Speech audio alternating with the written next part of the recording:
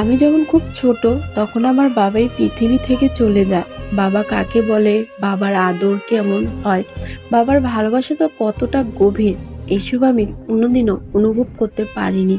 ছোটবেলায় দেখতাম কোনো বাবা তার সন্তানকে কোলে নিয়ে আদর করছে, মাথায় হাত বুলিয়ে দিচ্ছে, তখন বুকের ভেতরে একটা অদ্ভুত শূন্যতা কাজ করে।